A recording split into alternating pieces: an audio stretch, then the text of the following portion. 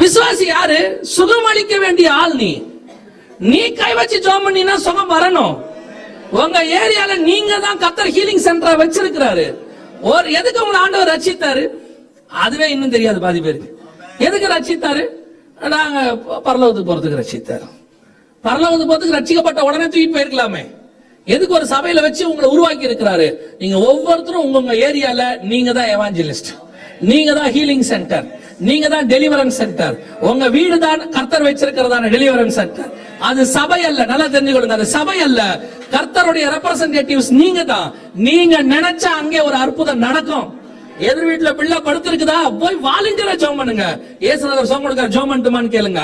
அவன் சொல்லுவான், எல்லா டாக்டரும் கை விட்டாரு. டாக்டர் விட்டார்ல, இயேசுநாதர் தூக்குவாரு. ஒரே சுகம் தான், உன் ஏரியாலயே மொத்தமா அற்புதம். அது அப்படியே பரவும், அநேகர் சபைக்கு வருவார்கள். அதுக்கு தான் கர்த்தர் உங்களை வச்சிருக்கிறார். நீங்க என்ன பண்ணிட்டு இருக்கீங்க?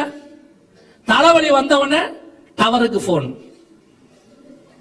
24 மணி நேரம் உங்களுக்காக நாங்கள் ஜெபிக்கிறோம். நீங்க என்ன பண்ணுவீங்க? அவங்க ஜெபம் பண்ண நீங்களே சுகம் கொடுக்க வேண்டிய ஆளு. ஒரே தலைவலி பின்ன ரெண்டா வரும். ஒரு தலை இருந்தா ஒரு தலைவலி தானே வரும், பார்ட்டிஷனா போட்டு வரும். ஒரே தலைவலி எனக்காக ஜெபம் பண்ணுங்க. அவங்க ஜெபம் பண்றாங்க, ஜெபிக்கும் போதே ஹீல் ஆயிருச்சு. கர்த்தர் அற்புதம். அது வேற புக்ல வருது. ஜெபிக்கும் போதே தலைவலி, நீங்க சாரிடான் போடுங்க, போட்டு 5 நிமிஷம் வரும். நான் குற்றமாக சொல்லல, நீங்க தான் சுகம் கொடுக்க வேண்டிய ஆளு. ஓடிட்டு இருக்கிறீங்க பின்னாடி, ஊழியக்காரனுக்கு பின்னாடி. உங்களுக்குள்ள இருக்கிற வல்லமை தெரியாம ஓடிட்டு இருக்கிறீங்க. கர்த்தர் எதுக்கு உருவாக்கினாரு தெரியாம இன்னும் பால் உண்ணுகிற குழந்தைகளாகவே இருக்கிறீர்கள். 25 வருஷம் ஆன பிறகு, 15 வருஷம் ஆன பிறகு உங்களை ஊழியக்காரனும் பயன்படுத்துறான், உங்களை யூஸ் பண்ணிக்கிறான். இந்த அரசியல் கட்சி தலைவர்களுக்கு ஒரு கூட்டம் இருக்கணும் பாருங்க. அந்த மாதிரி நான் பவுலை சேர்ந்தவன் என்றும், கேவாவை சேர்ந்தவன் என்றும், அப்போலோவை சேர்ந்தவன் பாரு. உங்களுக்கு ஒரு சந்தோஷம், எனக்கு அப்புறம் நல்லா தெரியும். இருக்கட்டும், என்ன இப்ப அவர் வரும்போதெல்லாம் எங்க வீட்டுல சாப்பிடுவார், சாப்பிட்டு போட்டோம். என்ன இப்ப இயேசுநாதரே பெத்தனியாவுக்கு வரும்போதெல்லாம் மரியாள் வீட்டுல தங்கினாரு. அதனால மார்த்தாள் மரியாளுக்கு என்ன இப்போ? என்ன இப்போ? இயேசுநாதர் ரெக்கமெண்ட் பண்ணி கூட்டு போயிருவார மேல. நீ ஒழுங்கா இருந்தா தான் போக முடியும். ஊழியக்காரன் தெரிஞ்சு வச்சுக்கிறதுனால ஒன்னும் ஒரு பெரிய ஒரு ஆசீர்வாதம் எல்லாம் இல்ல. தெரிஞ்சிருக்க சோத்திரம், பிரைஸ் தி லார்ட், ஹல்லேலூயா. ஆனால் ஒரு சிலர்லாம் அவர் எப்ப நான் போன் அடிச்சாலும் எடுப்பாரு. ஒண்ணு அவர் வேலை இல்லாம இருக்கணும், இல்ல நீ வேலை இல்லாம இருக்கணும். எப்ப போன் அடிச்சாலும் அவர் எடுக்கிறாருன்னா என்ன அர்த்தம்? ஒரு சிலர்லாம் போன் அடிப்பாங்க, எடுப்போம். என்ன பண்ணுவாங்க தெரியுமா? போன் எடுத்த உடனே, நல்லா இருக்கீங்களா? நல்லா இருக்கும். இங்க ஒருத்தர் வந்தாரு, அவருக்கு எம்டி ஜெகன் தெரியும்னு சொன்னேன். அவர் நம்பவே இல்ல. அவர்கிட்ட ஒரு பிரைஸ் லார்ட் சொல்லுங்க. இந்த ஆளுக்கு என்ன தெரியும்னு சொல்றதுல நான் இப்ப என்ன பண்ண வேண்டியிருக்கேன்? நான் நினைச்சிருக்கேன், இனிமேல் யாரா சொன்னா அவர் எனக்கு தெரியவே தெரியாதுங்க, அவர் யாருன்னே தெரியாதுன்னு சொல்ல. எதுக்கு சொல்றேன்? அதுல என்ன ஒரு பெருமை இருக்கு? அவரை தெரிஞ்சுக்கிறோம். நல்லா தெரிஞ்சுக்கொள்ளுங்க, உங்களுக்கு யார தெரியுதோ இல்லையோ, இயேசுநாதரை தெரிஞ்சிருக்குது இல்ல, அது போதும். அதுதான் கொண்டு போய் பரலோகத்துல சேர்க்கும். மத்தவங்களை தெரிஞ்சுக்கிறத நான் குற்றமா சொல்லல. அதுல ஒரு பெருமை மேன்மை ஒண்ணும் இல்ல. நீங்க இப்படி ஏத்தி விட்டுறீங்க, ஊழியக்கார மண்டையில குச்சி முளைச்சிருது. அவன் வரும்போதே அண்ணன் வரார் விலகு, அண்ணன் வரார் விலகுங்கிறான். என்னடா அரசியல் கூட்டமா நடத்துறிய? அவர் வந்தா அவரு நல்லா கவனிச்சு பாருங்க. நல்ல ஆவில இருக்கிற ஊழியக்காரலாம் இதை பத்தி எல்லாம் ஒண்ணும் கவலைப்படுறது இல்லை. அவர் பாட்டுன்னு வராரு, போயிட்டே இருக்கிறார்.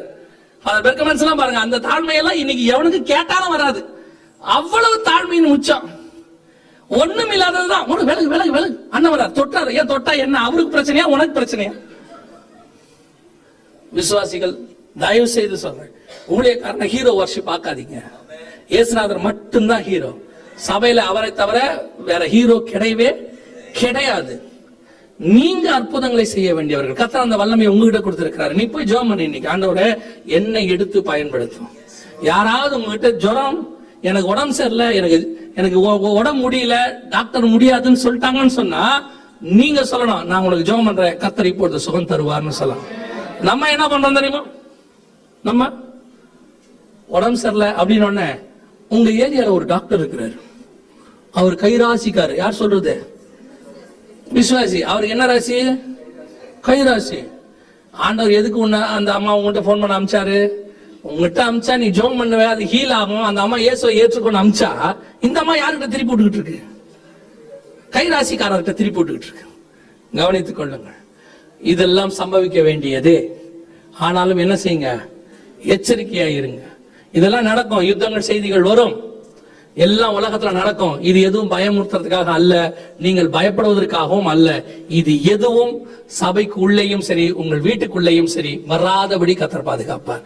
எகிப்துல சுத்தி வாதை வந்தது, எகிப்து முழுவதும் வாதை. ஆனால் இஸ்ரவேல் இருந்த கோசே நாட்டில் மாத்திரம் என்ன செய்யல, வரவில்லை. ஏன் வரல? நல்லா கவனிச்சு கொள்ளுங்க. இதுதான் விசுவாசிக்கும் அவிசுவாசிக்கும் வித்தியாசம். அவனுக்கு வரும், நமக்கு அது நடக்காது. கர்த்தர் நம்மை நடக்காதபடிக்கு என்ன செய்வார்? அப்ப இதை சொல்றதுனால நோக்கம் என்ன? இது சபைக்கு சொல்றது என்ன நோக்கம்? வெளியே நடக்குது, கேர்ஃபுல்லா இருந்து கொள்ளுங்க, இதெல்லாம் வருகைக்கான அடையாளம். அந்த அடையாளத்தை பார்த்துட்டு நீங்க பயப்படக்கூடாது. இன்னைக்கு நிறைய பேர் அதான் சொல்லிட்டு இருக்கிறாங்க, இதெல்லாம் நடக்குது என்ன ஆகும்? ஒண்ணும் ஆகாது. கொரோனா வந்துச்சு, அவைகளுக்கு தாண்டி கர்த்தர் உங்களை எண்ணி கொண்டு நிக்க வச்சுட்டாரு. அல்லேலூயா. நம்மளை விட ஸ்ட்ராங்கானவெல்லாம் காணாம போயிட்டான். நம்மளை விட சுத்தமான நாட்டுல எத்தனையோ பேர் காணாம போயிட்டான். இல்ல, ஸ்வீடனா ஏதோ ஒரு நாட்டுடைய ராணி வீட்டுக்குள்ள போயிருச்சு, அங்க போயிருச்சு. எலிசபெத் ராணி வீட்டுக்குள்ள போயிருச்சு, இங்கிலாந்து பிரதமர் வீட்டுக்கு போயிருச்சு, எங்கெங்கே உள்ள போயிருச்சு. உங்க வீட்டுக்குள்ளே என் வீட்டுக்குள்ளே வராதபடி கர்த்தர் பத்திரமை பாதுகாத்தார். ஒருவேளை வந்திருந்தாலும் ஜீவனை தொடாதபடி கர்த்தர் பத்திரமை கொண்டு உட்கார வச்சார். எத்தனையோ பேர் மூச்சு விடாமலாம் கஷ்டப்பட்டாங்க, உங்களை என்ன கர்த்தர் அப்படி வைக்கல. ஏன்? கர்த்தர் அணுகாதபடி பாதுகாத்திருக்கிறார். இன்னும் நிறைய வரும்.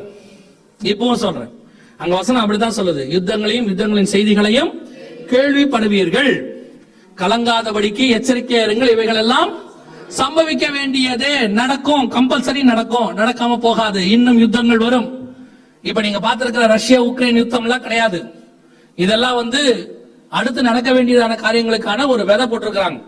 இல்ல, இதுக்கு மேல பெரிய யுத்தம் இருக்கு, 3ஆம் உலக யுத்தம் இருக்கு, ரஷ்யா இஸ்ரேலிய யுத்தம் இருக்கு, பெரும் அளவுல உயிர் சேதம் இருக்கு, பைபிள் சொல்லி இருக்குது. இப்ப நீங்க பார்க்க போறதெல்லாம் இதுக்கு அப்புறம் தான், இது சாம்பிள் தான். இதுக்கே நீங்கள் கலங்குவீர்களானால் இதுக்கு பின்னாடி நடக்கிற விஷயத்துக்கு என்ன ஆகும்? உலகமே அல்லோகலப்பட போது, நமக்கு என் டைம் குள்ள வந்துட்டோம். எல்லாம் சிலர் சொல்லுவாங்க எல்லாம் சரியாகும் சரியாகும்னு. ஒன்னும் சரியாகாது. சரி, 1000 வருஷ அரசாட்சியில தான் சரியாகும். அது வரைக்கும் முடிவு பரியந்தம் நாசத்துக்கு என்று பூமி நியமிக்கப்பட்டிருக்கு. பூமி நியமிக்கப்பட்டிருக்கிறது.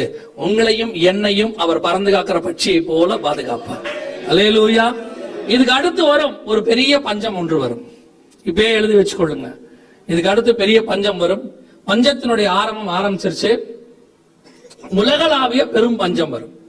அந்த பஞ்சத்தினுடைய உச்சம் எப்படி கொரோனா உலகம் முழுவதும் ஒரு பெரிய பாதிப்பை ஏற்படுத்துச்சோ, அதே மாதிரி பருவநிலை மாற்றத்தின் விளைவாக கிளைமேட் சேஞ்ச், குளோபல் வார்மிங் நிலையினால மிகப்பெரியதான ஒரு ஃபெமைன் பஞ்சம் உலகளாவிய வரும். அடுத்து இப்பதான் நடக்க ஆரம்பிச்சிருக்கு. இன்னும் உச்சத்துக்கு போகும். பல நாடுகள் பாதிக்கப்படும். உலகமே மிகப்பெரிய ஒரு பஞ்சத்தை சந்திக்கும் போது இப்பவே நீங்க அதுக்கு ரெடி ஆயிடணும். கொரோனாவுக்கு சொன்ன மாதிரியே தான் இதுக்கும் சொல்றோம். இப்ப கொரோனாவுக்கு நீங்க ஒருவேளை ஆயத்தமாகாம இருந்திருந்தா கூட இதுக்கு கண்டிப்பா என்ன செய்யுங்க, ஆயத்தமாகணும். என்ன செய்யணும்?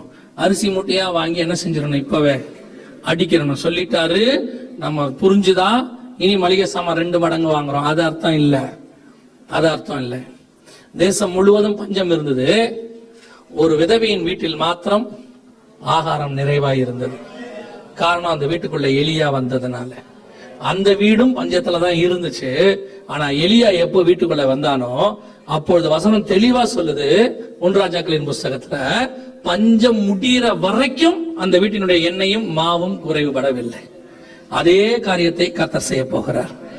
ஆனால் தேவனுடைய வீடு, கர்த்தருடைய வீடு, உங்களுடைய வீடு அநேகரை போஷிக்கிற ஸ்தலமா மாறணும். கர்த்தர் நம்மளை கையேந்திர இடத்துல வைக்க மாட்டாரு, ஆனா கொடுக்கிற இடத்துல வைப்பாரு. இப்ப ஆண்டவர் கொடுக்க போறது சேர்த்து வைக்கிறதுக்கு இல்ல.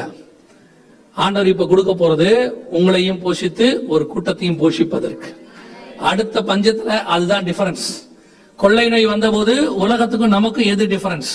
அதே மாதிரி பஞ்சத்துல எது டிஃபரன்ஸ் அப்படின்னு கேட்டீங்கன்னா, தேசம் முழுக்க பஞ்சம் வரும், உலகம் முழுக்க பஞ்சம் வரும். ஆனால் தேவனுடைய வீட்டில் மாத்திரம், சாரிபாத் விதவையின் வீட்டில் மாத்திரம், தேவ ஊழியக்காரன் இருந்த கர்த்தர் இருக்கிற வீட்டில் மாத்திரம் அந்த பஞ்சத்தினால விளைவுகள் வராது. கர்த்தர் அதுக்குள்ளே நிறைவாய் வைத்திருப்பார்.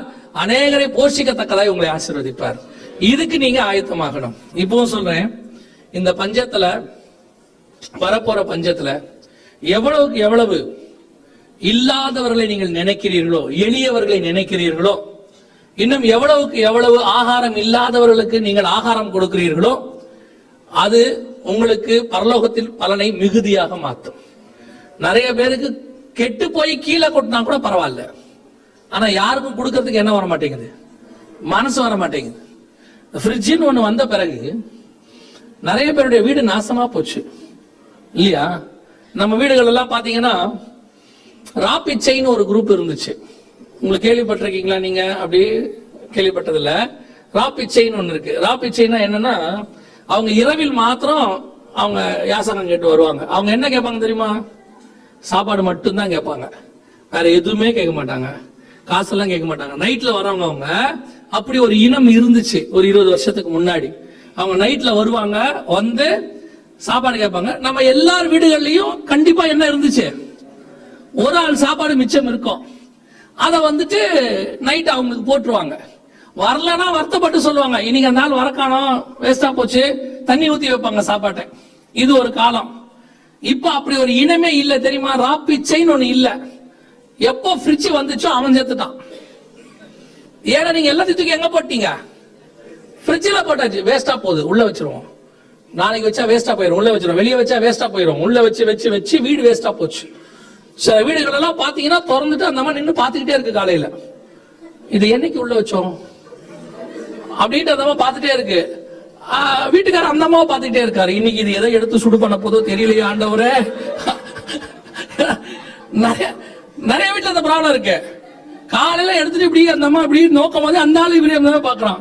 ஐயோ இன்னைக்கு பச்சை கலரா மஞ்சள் கலரா தெரியலையே, ஒண்ணு வரப்போதே அப்படின்னு. அமெரிக்காவுக்கெல்லாம் போயிட்டீங்கன்னா அநியாயம் தெரியுமா உங்களுக்கு?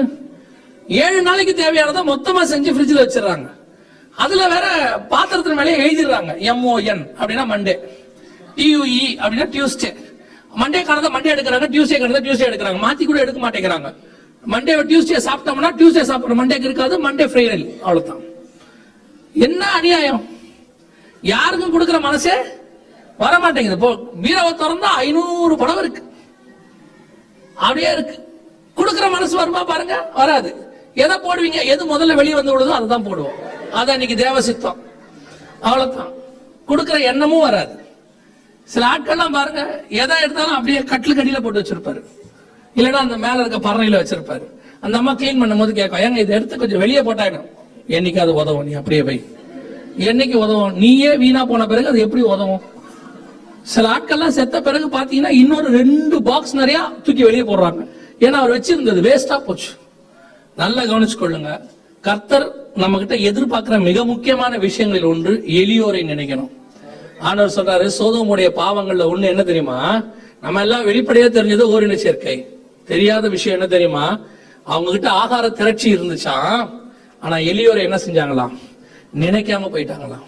இந்த பஞ்சத்துல சபை செய்ய வேண்டிய மிக முக்கியமான விஷயத்தில் ஒன்று, சபையை கர்த்தர் போஷிப்பார். சபைனா நீங்க தான், நீங்கள் நானும் தான். நம்மளை கர்த்தர் கண்டிப்பா என்ன செய்வார்?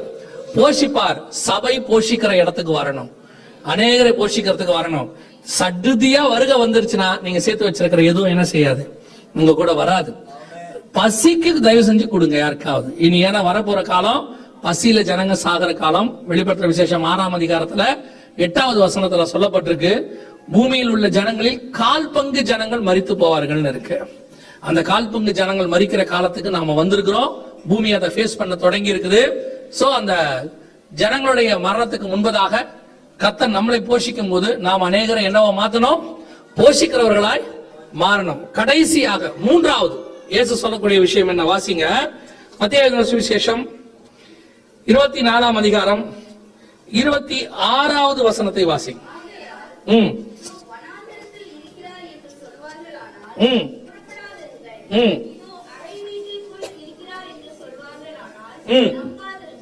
மூணாவது மிக முக்கியமான விஷயம். முதலாவது வஞ்சிக்கப்படாதிருங்கள், 2வது கலங்காதிருங்கள், 3வது நம்பாதிருங்கள். அடுத்து மிக முக்கியமான சபை செய்ய வேண்டிய விஷயம் ஆண்டவர் முன்பதாகவே சொல்லுகிறார். இதோ அங்கே இருக்கிறார், வனாந்தரத்தில் இருக்கிறார், அறை வீட்டுக்குள் இருக்கிறார் என்று சொன்னால் என்ன சொல்லாதீங்க, நம்பாதீங்க. இன்னைக்கு கடைசி காலத்துல சபைக்கு சொல்ல வேண்டிய மிக முக்கியமான ஒரு விஷயம் என்ன அப்படின்னு கேட்டீங்கன்னா, கடைசியாய் சபையை மோசம் போக்குற மிக முக்கியமான காரியங்களில் ஒன்று நம்ப வைக்கிற காரியங்கள் நடக்குது. உங்களை என்ன செய்யறாங்க? நம்ப வைக்கிறாங்க. எப்படி நம்ப வைக்கிறாங்க அப்படின்னு கேட்டீங்கன்னா, கிறிஸ்து எங்க கூட தான் இருக்கிறார், என் பக்கத்துல தான் நிக்கிறார், நான் கிறிஸ்து என்ன சொல்லுகிறோம் அதைத்தான் உங்களுக்கு என்ன செய்யறேன், சொல்லிக்கிட்டு இருக்கிறேன். அந்த அளவுக்கு உங்களை ஏமாற்றக்கூடியவர்கள் வந்துட்டாங்க. இவங்க இருப்பாங்கன்னு பைபிள் சொல்லுது. இவங்க எல்லாம் கடைசி காலத்துல இருப்பாங்க. கள்ள போதகர்களும் கள்ள தீர்க்கதரிசிகளும் கண்டிப்பாக என்ன செய்வார்கள், இருப்பார்கள். ஆனால் நீங்க தான் கேர்ஃபுல்லா இருக்கணும். வசனம் சொல்லுது, தீர்க்க தரிசனத்தை ஆராய்ந்து பார்த்து நலமானதை பிடித்துக் கொள்ளுங்கள். அப்படின்னா என்ன அர்த்தம்? தப்பான தீர்க்க தரிசனமும் வரும்னு அர்த்தம். நிறைய தப்பான தீர்க்க தரிசனம் வரும். எது நலமானதுன்னு தேடி பிடிச்சு படிக்க வேண்டியது யாருடைய வேலை? நீங்க பழிய தூக்கி யார் மேல போட்டுறீங்க? தீர்க்க தரிசனம் சொன்னவர் மேல போட்டுறீங்க. அவர் இப்படி சொன்னாரு, நாங்க நம்பிட்டோம். உங்களை யார் நம்ப சொன்னா? உங்களை யார் நம்ப சொன்னா? பவுல் எழுதின வசனத்தையே ஜனங்க என்ன பண்ணாங்களாம் தெரியுமா? ஆராய்ந்து பார்த்தார்கள். ஆராய்ந்து பார்த்தபடியினாலே பெரேயா பட்டணத்தார் எப்படி இருந்தாங்களாம்? நற்குணசாலிகளாக இருந்தார்கள். வசனத்தை ஆராய்ந்து பார்க்கணும். யார் எது சொன்னாலும், இப்ப நாங்களே சொல்றோம் அப்படின்னாலும் வசனத்துல கரெக்டா இருக்குதா, பைபிளுக்கு உட்பட்டு இருக்குதா அப்படின்றத ஆராய்ந்து பார்த்துட்டு தான் நீங்க நம்பணும். சொல்ற ஆள் எப்பேற்பட்டவரா இருக்கிறான்றது முக்கியம் இல்ல, அவர் என்ன சொல்றாருங்கிறதா முக்கியம். சொல்ற ஆளு பெரிய ஆளா கூட இருப்பாரு, ஆனா தப்பா சொல்லுவாரு. அவர் என்ன கதை வேணா சொல்லுவாரு, ஆனா சொல்ற விஷயம் பைபிளுக்கு உட்பட்டு இருக்குதா, உட்படலையா நம்பாதிருங்கள். யார் சொன்னாலும் நம்பாதீங்க. அது யார் சொன்னாலும் சரி. இன்னைக்கு கடைசி காலத்துல உங்க நம்ப வைக்கிறதுக்கு பிசாசு நிறைய பேரை இப்படி எழுப்பி இருக்கிறான். இந்த நானே கிறிஸ்து என்று சொல்லி அநேகர் வந்தாங்கன்னு இருக்கு, நம்ம பார்த்தோம்ல. அதுல ஏன் அவரை நம்புனாங்க? இவ்வளவு பேர் இப்போ இவரை அரெஸ்ட் பண்ணிட்டாங்க. நீங்க பார்த்தாலும் அரெஸ்ட் பண்ணிட்டாங்க. அரெஸ்ட் பண்ண பிறகு அவர் வீட்டு பக்கத்துல இன்னும் 4000 பேர் அவருக்காக காத்திருக்கிறாங்க. காத்திருக்கும் போது அந்த வீட்டுக்கிட்ட இருக்கிறவங்கள பிபிசில இன்டர்வியூ பண்றாங்க. இவரு தப்பானவர்னு சொல்லி ப்ரூவ் ஆயிருச்சு, ஜெயிலையும் போட்டாங்க. இன்னும் நீங்க இங்க இருக்கிறீங்களே, என்ன விஷயம் அப்படின்னு கேட்ட உடனே அங்க இருக்கிறவங்க சொல்றாங்க, யார் வேணாலும் என்ன வேணாலும் சொல்லட்டும், அவர் இயேசு கிறிஸ்து தான் நாங்க நம்புறோம். எதை வச்சு சொல்றீங்க? இயேசு என்ன அற்புதம் செய்தாரோ அதை அவர் அப்படியே செஞ்சார். அப்படின்னா இவர் கல்ட்டுன்னு தெரியுது, இயேசு இப்படி இருக்க மாட்டாருன்னு தெரியுது, இயேசு மாம்சத்துல வரமாட்டார் தெரியுது. ஆனா ஜனங்களை நம்ப வைக்கிறதுக்கு என்ன நடக்குது? ஒரு அற்புதம் நடக்குது, ஒரு வேலை, ஒரு விஷயம் நடக்குது. இதை வைத்து ஜனங்களை மோசம் போக்குறார்கள். நான் அதனாலதான் விசுவாசிகள்கிட்ட சொல்லுவேன், கடைசி காலத்துல உங்களை நம்ப வைப்பதற்கு பலவிதமான உபயாந்தரங்களை பிசாசு கையாளுது. தனக்கு கொஞ்ச காலமே இருக்கிறது என்று சொல்லி, ஒரு காலத்துல கள்ள உபதேசமா இருக்கட்டும் அல்லது பிசாசின் கிரியைகளா இருக்கட்டும், அது சபைக்கு வெளியே இருக்கும். சபையில அதை எச்சரிப்பு கொடுப்போம். இப்ப பிரச்சனை எங்க இருக்குன்னா, சபைக்கு உள்ளேயே வந்துருச்சு. சபைக்குள்ளேயே ஜனங்களை மோசம் போக்குற அற்புதங்கள், ஜனங்களை ஏமாற்றக்கூடிய தீர்க்க தரிசனங்கள். நீங்களும் எதையும் ஆராய்ந்தும் பார்க்க மாட்டேங்கிறீங்க. அற்புதம் நடந்துருச்சுன்னா அவர் பெரிய ஊழியக்காரர். ஊழியக்காரர் தான் அற்புதத்தை நடத்தணும்னு இல்ல, பிசாசு அற்புதத்தை நடத்தும். நான் சொல்றது புரியுதா? பிசாசு என்ன செய்யும்? அற்புதத்தை நடத்தும். வெளிப்படுத்தின விசேஷம் 16ஆம் அதிகாரம், வெளிப்படுத்தின விசேஷம் 16ஆம் அதிகாரம் 12, 13 வசனங்களை வாசி. 13 வாசிங்க.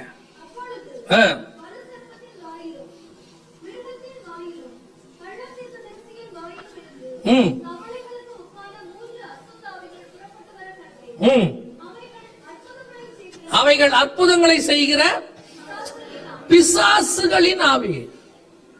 அப்ப பிசாசு என்ன செய்யும்? அற்புதங்களை செய்யும். இப்ப கேர்ஃபுல்லா இருக்க வேண்டியது யாருடைய பொறுப்பு? நம்முடைய பொறுப்பு. அதுக்குதான் சொல்றேன், அற்புதங்கள் நடக்குதுன்னு தேடி ஓடாதீங்க. அற்புதங்கள் உங்களுக்கு தேவையில்லை, விசுவாசிக்கு தேவையில்லை. ஏன்னா விசுவாசியே அற்புதம் செய்ய வேண்டிய ஆளு. புரியுதா? உங்களுக்கு தேவையான அற்புதத்தை கர்த்தர் உங்களுக்கு செய்வார். உங்களுடைய அத்தனையும் வேதாகமத்துக்குள்ள இருக்கு. நீங்க தேடி போக வேண்டாம். அற்புதம் முதல்ல யாருக்கு தெரியுமா?